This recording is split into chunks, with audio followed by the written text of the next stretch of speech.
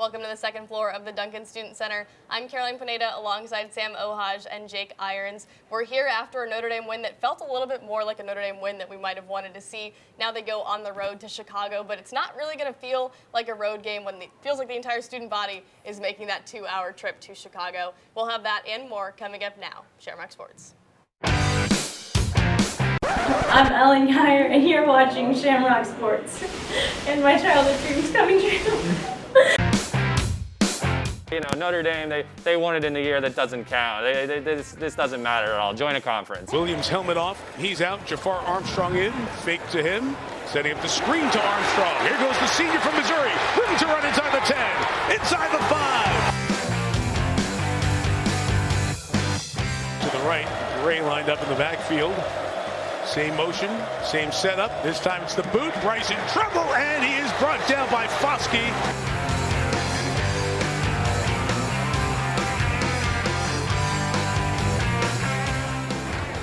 Now they will go. Yep, bouncing outside. It is KYREN Williams. He will go the distance. Notre Dame touchdown, KYREN Williams. Well, it feels like we have plenty to talk about from that Purdue game, maybe in a little bit of a different sense than those first two games of the season. But as we think about it now, I want to start, Jake, with your initial reactions to the game. Just very simple, from the top, what did you think of this Notre Dame-Purdue game? Well, I first thought we saw a better-looking team, first of all, than what we saw in the FSU and Toledo game. And then we also saw a team that looks a little together, but not as much. We have Brian Poley in special teams. Got to give a shout-out to Jay Bramlett with his phenomenal punts in the game. Then you also have Marcus Freeman's defenses. It's coming together. The scheme's going to take a little bit. It's going to take some time to getting used to a new one. And then you have Tommy Rees, his offense also coming together, a new offense, now with a new quarterback. It's going to take some time, as you're going to see a little bit of time that it's going to take to get this team together. Sam? I think I'm going to have to disagree. I feel in the same boat as I did with the Florida State game and the Toledo game. Still not impressed at all. This offense is keeping teams way too into the game. They didn't pull away till the late third, early fourth quarter. Jack Cohen is leaving me with a lot of questions. I get it. You're down to Tosh Baker. You're out Michael Carmody and Blake Fisher, but they're not looking too great. And also, when KYREN Williams is shut down, this offense just goes completely stagnant, and I'm not too impressed. Yeah, well, here on Shamrock Sports, we have some optimists and some pessimists, and I think we might be getting a little bit of a taste of both of those from our newer crew members here. But as for me, when I look at this game, I see mostly the defense coming together, and yes, we still have some of those offensive struggles, but I think that's one of those things just kind of is going to take some time, especially when you have the O-line situation with so many injuries. But I think when you look at the defense, like that was really the area that I wanted to see come together against Purdue, and it did. You saw Marcus Freeman's unit look a lot more like a unit, the line with a lot of pressure, Kyle Hamilton being Kyle Hamilton. I think it was those pieces that we really need to see coming together, starting to come together just in time for a pretty tough few games here back-to-back, starting with Wisconsin this weekend, obviously. But that brings us to our next question, which I know you guys probably have different takes on as well. So, Sam, starting with you, was this an improvement, or is it still too many struggles? You already kind of gave us your initial thoughts there. Yeah, so I kind of went way too in a little bit on my initial reactions, but still same mantra, same motto. I need to see more out of this offense. I mean, obviously, you made a great point with the defense. They're starting to look a lot better, led by Kyle Hamilton. They're looking really good. But till this offense shows me that they can put up more than 40 points in a game, I'm not too happy about it. 40 points in a game, that's right on the money. Okay, so you have a strict number that we're setting here. So I want to see high scoring. I need to see this Notre Dame team not score 20 points against Toledo or Purdue. Are you expecting that against Wisconsin this weekend? No, I mean, I think the game's going to be really close. I don't think it breaks the money line or the over-under at 47.5, but going on in the future, I'd like to see it. But sometime. Okay. Jake, how about you? For me, we beat a team by more than 3 points. Like, we got to think about that. Like, our both combined wins against FSU and Toledo were 6 points. First of all, we got to give praise for that. We beat a team more than 3 points. Like, got it. Ring a bell when you need to. I think that's a big thing. But then we also started to see the defense come together in the second half, which was key because it was a big question mark. We had Marcus Freeman come in, this big acquisition in the offseason. Was he going to hold up to the hype? And I think he's starting to hold up to the hype as the defense is coming together as the season progresses. Yeah, I would agree with you. And I think that is kind of Wisconsin was the game I think you circled when it's like, okay, where is that step up in the schedule? And it was Wisconsin. So I think, that Purdue game is kind of the perfect time where that needed to happen. And I mean, Purdue's a solid team. Like, David Bell's a really solid, there are a lot of solid components to this team. And so I think give credit where credit is due, that Purdue's a pretty pretty stacked lineup in some regards, and it's not Toledo. So I think that's one thing to consider too, is like with this Purdue game, like yes, like could there have been areas that the offense could have shined more? Yes, but like this Purdue team's tough. They brought a lot of pressure, and everyone knew they were going to. So I think giving some of that credit to Purdue is also necessary here, and to recognize they weren't the same team that Notre Dame came out against in Toledo. So I think now we'll move to the quarterback question, which obviously is a big question and one that we again have differing opinions on here on this desk. But who impressed you more, COAN or BUCHNER? Jake, let's start with you. I liked BUCHNER. As much as I am, let's hold COAN in the starting position. I think if we're going straight off of who showed me, impressed me most, it was BUCHNER.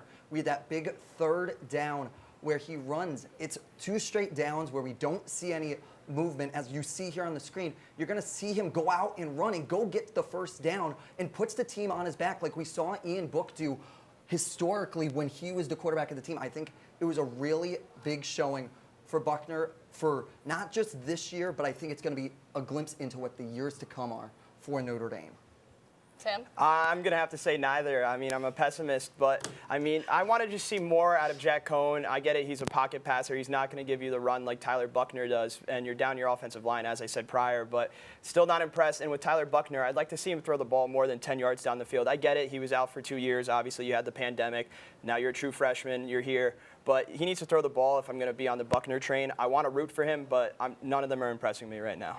See, so I'm going to be on the total opposite side. I'm going to say I was impressed by both. I think COAN, one of the biggest things Notre Dame offense lacked in the last few years is that downfield passing. And here, COAN delivers on that front. Yes, there are still some areas he can work on, especially with an O-line that's struggling. He really can't do a whole lot outside of the pocket. But I think you look at the kind of the trade-offs, and I think one of the trade-offs is like, yes, you're missing the legs of Book, and that BUCHNER can also bring. But COAN brings something that neither of them have shown that Book ever showed, and that BUCHNER has shown so far, which is throwing downfield. And I think that we need to appreciate kind of how much that brings to an offense, and especially gives Tommy Rees a lot more options with what he's trying to do. Now, I was also impressed by BUCHNER and want to see Notre Dame continue to use BUCHNER in the way they have, and I'm curious to see if they do have him throw more, and the Wisconsin game might be kind of a first chance to see if that happens. But I do like the rotation they have going, and I think it plays to both of their strengths in the way that it's been used so far. So now that brings us to the question that the pessimist might like, which is which area needs the most improvement still?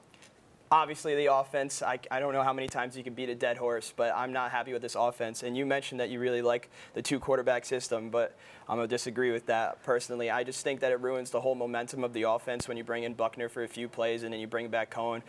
Big game I noticed that in was Toledo. They were driving down the field with BUCHNER, then they take him out, and then COAN gets sacked. And then he doesn't provide that run, but I would have liked to see BUCHNER in those sort of situations. So hopefully Tommy Rees and the offense can figure that out and try to figure it out so they don't mess up the momentum as much. But for now, I need to see this offense get going. But I will be an optimist here, and I want to give a huge shout-out to Avery Davis. He's definitely established himself as this team's #1 wide receiver. I know he had a key drop in the game last week, but he's looked really good when he's been on the field, so huge props to him.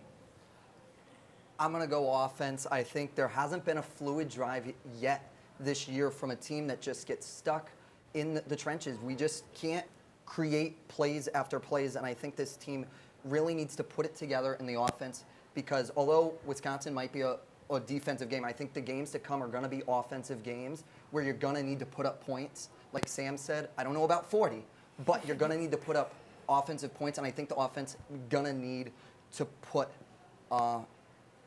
points together. And then you also have COAN overthrowing. We saw that in the Purdue game. It was very evident that he was overthrowing, as you can see here.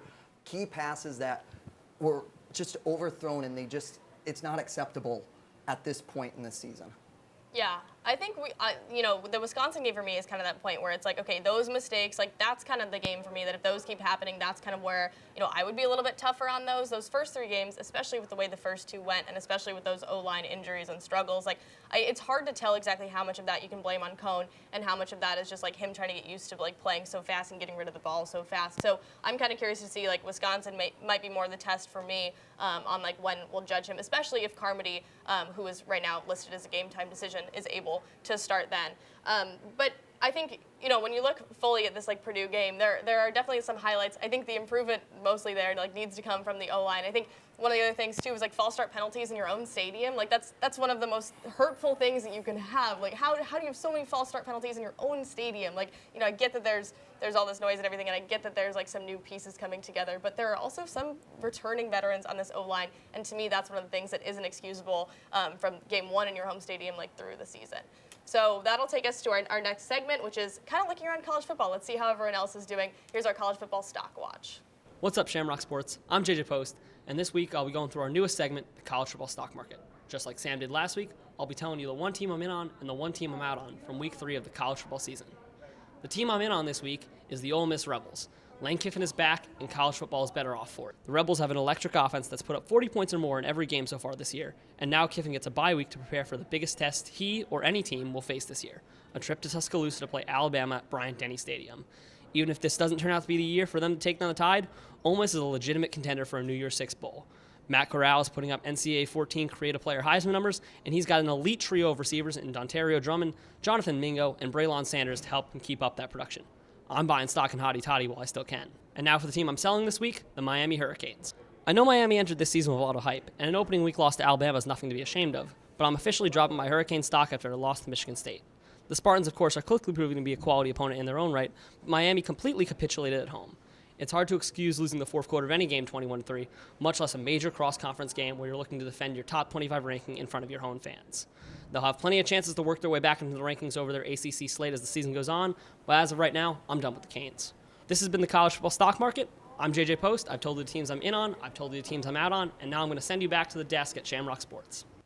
Thank you. What a great segment, and that transitions us perfectly to talking about one of the other big games in college football that Notre Dame people probably didn't see since it happened during a lot of the Notre Dame-Purdue game, but that's Bama, Florida. So initial takeaways from that, obviously a good game. What'd you think, Jake? I think the game showed us what we already knew. It's Bama's national championship to lose. They showed dominance out against Florida, and they just showed a team that looked together. Here they looked calm, cool, and collected, and they go and score a touchdown when they needed it. And I think it's something to be said of when you can score when you need to. And I think Alabama just did that in the Florida game even when someone was knocking on the door. Nick Saban has this team ready to roll for a deep playoff run. Yeah, I think I'm going to have to agree with Jacob on that, but I'm going to give some props to Florida here. Dan Mullen is a great head coach, and he really brought this team back when they were down. They came back in the third quarter. They started scoring against Alabama. They looked really good. And personally, I think this is Alabama's championship to lose. I think they're going to win it all again. I mean, this program has historically been great for a reason. Obviously, the best recruiting class, but how about Florida being the best program in its own state now again? Yeah, how about that? You're right. I would agree with both of you there. I do think Alabama's pretty clearly the best team in college football this year, but interesting to see them play in a close one here with Florida, and interesting to see, you know, what a team needs to do to challenge them, because I think that's so often the question is, like, you know, when you have a team like Alabama with the talent that Alabama has, which I can say before I saw them last year in the Rose Bowl in Arlington, I didn't quite realize how impressive Alabama is. When you see them in person, it's just hard to not appreciate that. And I think Bryce Young moving right into that so smoothly and moving right into that role, which people say like one of the hardest jobs is being the quarterback at Notre Dame. I would have to imagine being the quarterback at Alabama is another one of those, but Bryce Young has handled it so well. And I think, you know, when you look at good teams, yes, they blow teams out, but they also just win those close games that they need to win down the stretch, and Alabama showed that this weekend. So I will be interested to see how it develops as the season goes on and see who else can provide a challenge to them. But I'm with both of you in that I do think it's Alabama's championship to lose at this point in the season. So that takes us to our way too early college football playoff predictions, which we'll go outside Bama for a second. If we think they're going to win it all, who's going to be the other three teams there with them, starting with you, Sam? I'm going Alabama, Georgia, Oregon, and Iowa. I absolutely love all four teams this year that are in the ranked. Obviously, Iowa is number 5, but I think they're going to find that 4 spot. They have a great defense. Fun fact, since 2018, they're leading all of college football in interceptions. And Kirk Ferentz is a head coach that people want to rally for, and that's what I love to see, playing for your coach. And honestly, with Oregon, when they came in there and they stamped out Ohio State, they absolutely ran all over them. C.J. Verdell looked phenomenal. I really liked his play. And then they're getting Kevin Thibodeau back. I think he can make some noise. Obviously, don't get me wrong, it is a Pac-12 team, so there is a little bit of uncertainty. They don't have the best college conference, SEC, of course.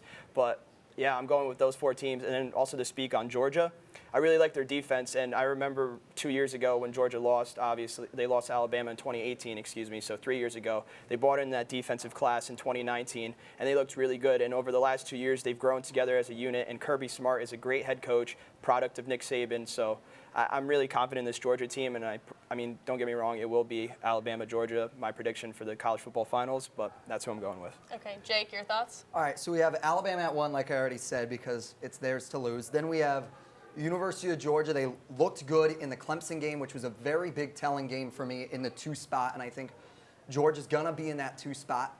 Then you have Oregon because they looked phenomenal against Ohio State, a Big Ten, as we have that. As you can see here, we have Oregon right there. They score that touchdown, and it's necessary that they put up these points. Once again, I think the big factor is when they put up points when they're so desperately needed, and that's what Oregon has been able to do all year long. And then for my 4th, it's Penn State. They're only the 4th team with 2 or plus wins over ranked opponents. They're a really good team, and in a Wisco game and an Auburn game right here, they were offensive for the most part. And then in a Wisco game, they were defensive. So they show both sides of the playing field when they need it.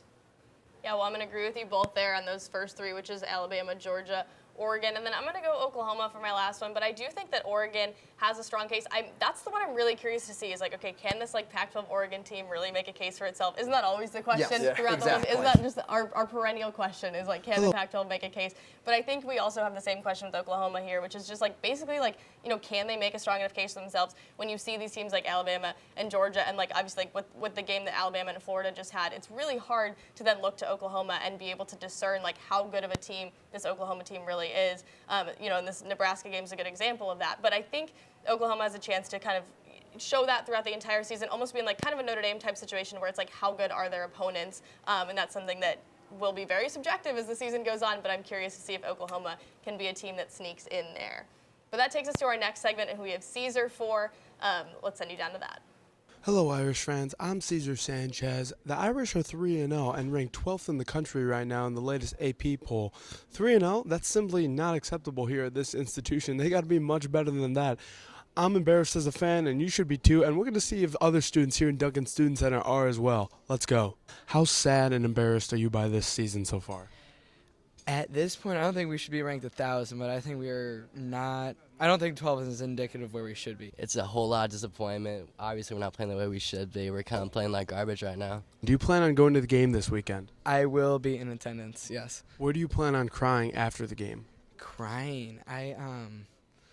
Well, if we cover 6.5, I won't be crying. I was thinking I would grab like one of the bathroom stalls. I think, you know, there'll be a lot of us in there crying anyway, so kind of some comfort each other. Who do I want to bother now? Do you want to be on TV? Yeah. And by TV, I mean that board over there, but hey, why not? Do you have any comment at all on Notre Dame football? I have positive comments. Positive? That's shocking. We need answers, just need answers. Hello, what do you have to say about Notre Dame football? How embarrassing is it that we're only 3-0 this year?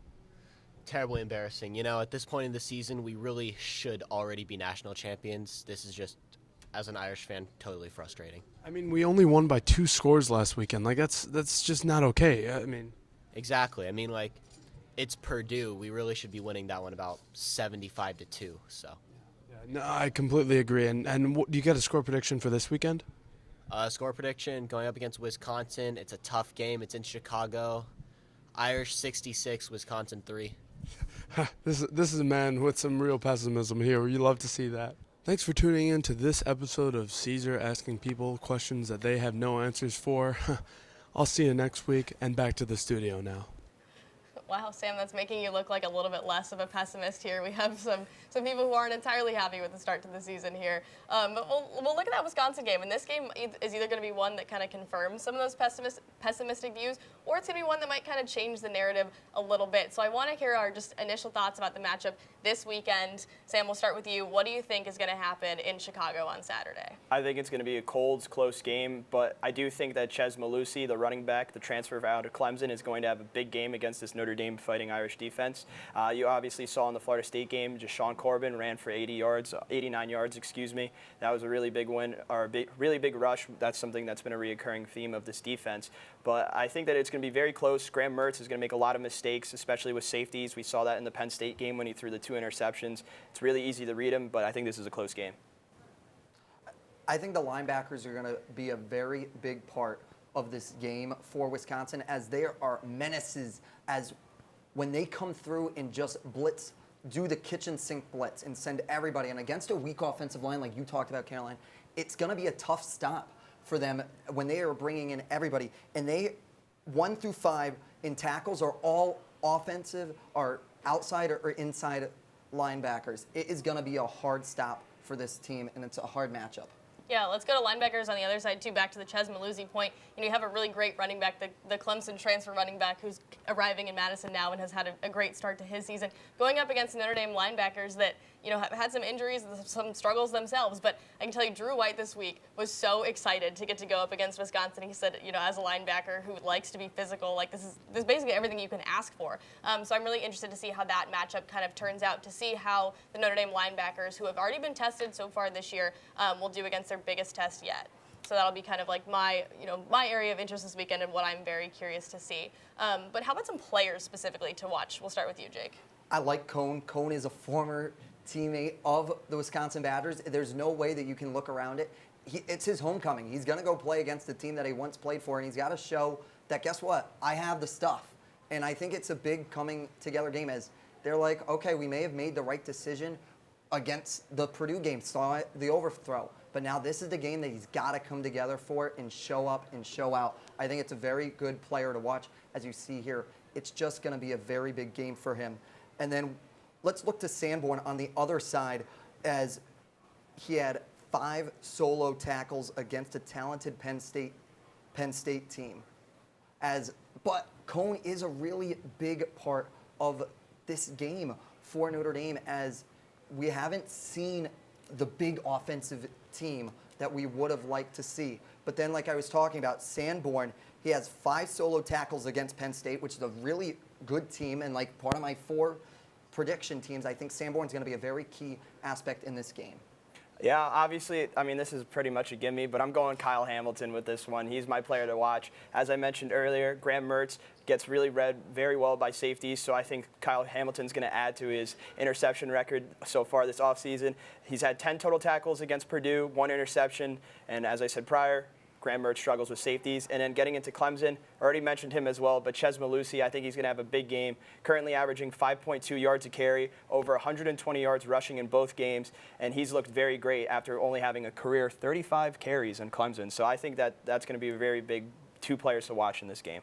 Yeah, let's talk about another running back, which is Notre Dame's KYREN Williams. That's who I want to see. We talked about this matchup, which might be a tough one, and you talked earlier about how this offense really changes when KYREN Williams is taken out of the equation. But I've liked seeing him and Chris Tyree both contribute this year. I think, they are both spoken so highly of everywhere, like around this program, and both of them have brought so much like energy, and watching them on the sidelines, like they always sit together, they always talk. So I think, 1, I want to see how KYREN Williams does, and 2, I want to see how Chris Tyree does if KYREN Williams is taken out of the equation a little bit. I'm curious to see if we might see them more on the field together. That's something that I think would be very interested to see from the 2 of them, but I think KYREN Williams is really the one that I want to see. Like, how does he come out, and does he have a big game in a big moment, which he's shown that he can do before Clemson, if you remember, that first Clemson game. On the other side of the ball, I want to see Graham Mertz. You talked about Cohn and Mertz, and it wasn't so much a quarterback competition that was like won or lost by either of them, but it was just more situational and circumstances that led to Jack Cohn transferring and leaving Graham Mertz as the quarterback. But so far this year, it's really hard to see how Graham Mertz, was the better quarterback than Jack Cohn from what we've seen so far from each of them. So will be interesting to see just kind of like also mentally like how that's different when you have Jack Cohn going up against his former team. But I'm curious to see how Graham Mertz shows out, with all of these storylines kind of developing this year about like, does Wisconsin have the right quarterback? Did they let the wrong one go? But that kind of takes us to a different angle of this game, which is obviously that 11 Central Time kickoff. So kind of a tough time. Notre Dame's not really used to those early games, usually 2:30 being the earliest that they'll kick off at home games. But that 11 a.m. Central Time, are you at all worried about like the circumstances of this game? Sam, we'll start with you. Not a chance. I think this is going to be another home game basically for Notre Dame. I guess they're officially registered as the home team for this game, But obviously, we're 2 hours from Chicago. A lot of people are going up on Friday. A lot of fans are going to be there. A lot of fans in Chicago, huge ties with Notre Dame. I don't think Wisconsin's going to travel as much to the Chicago area. There'll be students there, but not as much as the Notre Dame section. And I'm a big sayer on early bird gets the worm. I love 11 a.m. kickoff. It's bright and early. It's going to have everyone woken up. You're going to feel the cold air. You're going to get hit, and it's just going to be a great game all around. Yeah, Notre Dame's actually technically away, but it is the Shamrock series. So an interesting dynamic there. That it does feel like that home atmosphere, and with those Shamrock uniforms and everything, kind of like cultivating a home atmosphere, even though it's like technically an away game. So let's play the Google Maps game. So it's an hour 40 from here, from Notre Dame to Chicago. Then let's do 2 hours and 30 minutes from Madison to Chicago.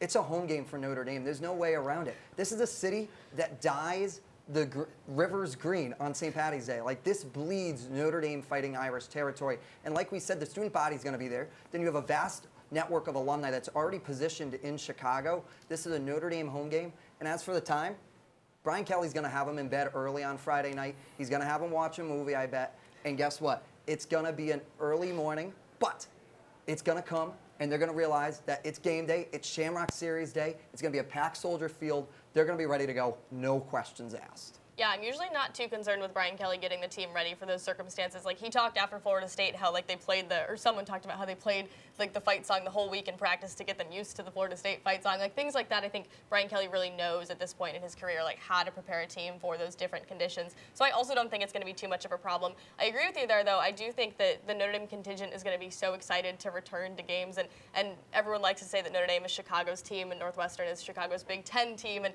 you know, what better way to prove that than by showing up to Soldier Field on Saturday in full force. So I do think it's going to feel like a home game for Notre Dame, but I also think Wisconsin's a team that's going to travel well, and Wisconsin's a team that, you know, they're the favorite in this game. Like, they're going to want to come, and they're one of those teams that's going to want to see Notre Dame lose just as bad as anyone else. So I think they are going to show up in a pretty healthy crowd themselves, but I do think it'll have that Notre Dame like home game feel, especially with the Shamrock series. But we've talked a lot about this game now. We've broken it down, and I want to get into score predictions, but I also just kind of want to hear like any other thoughts you have about how pivotal like this game is in the season when you look at the rest of the season. Like, kind of, is this a turning point at all?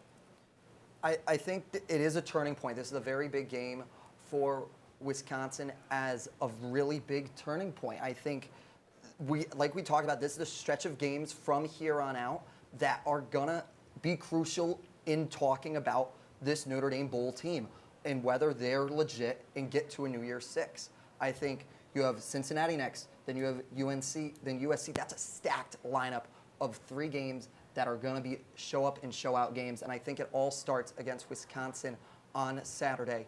And it's going to be 17-14. I'm taking Notre Dame by a field goal. It's going to be a defensive game no matter what way you cut it, as it's just going to be a defensive game. We talked about the linebackers, and we talked about this defense. I have Notre Dame's defense coming together. We're going to have Marcus Freeman put everything together, and it's going to look good. I think it's defensive. They're going to score a couple points, but it's defensive.